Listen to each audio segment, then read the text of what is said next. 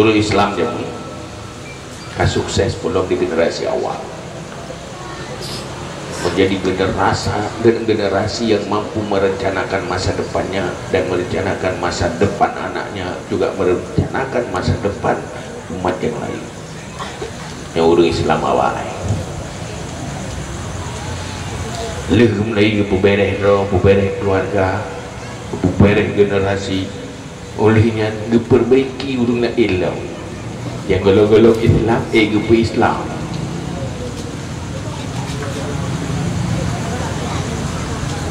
Urangnya berubah. Generasi Islam sekarang generasi yang direncanakan orang. Kejadian lagi kok rencana tete lampuh road kerja ke lampuh go, nanggro road kerja ke nanggro go, tete paket sesuai rencana go. Ini tu yang wah kerapi hendak dijit masalah kau di yang mati yang hendak dijit.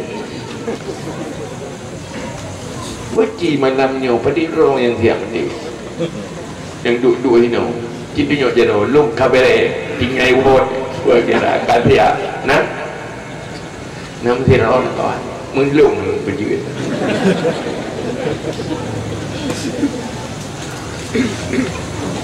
Nama menteng ni malah kadang-kadang le dosa yang belum terampuni.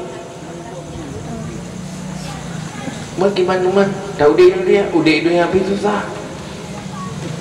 Dia yang dalam mau dek di bandar, dia beli banyak, buka tu kedua buka, nama dia juga dek, anggur dijiti. Bahkan susah, kecewa kurang je.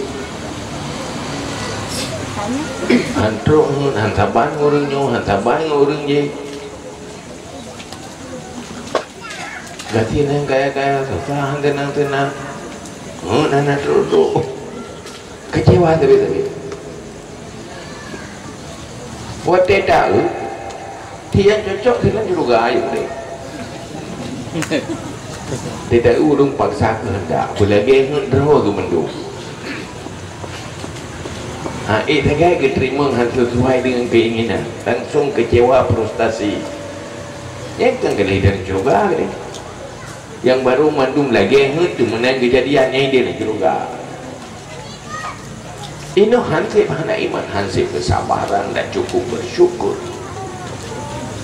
Dimulai oleh kejahilan.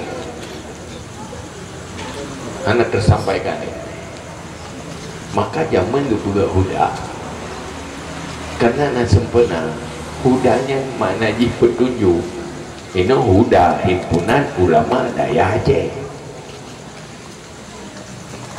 Tapi hudanya petunjuk.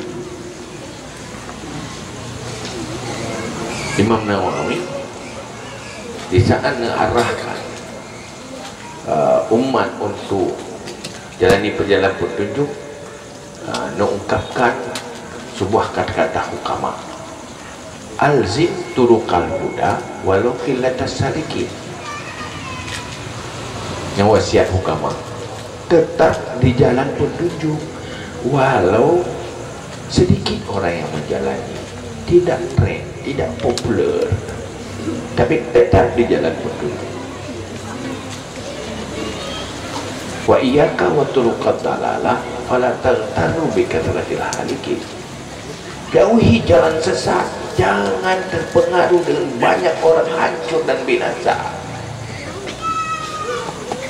Dari generasi ke generasi, antara hak dan batil itu selalu berdampingan.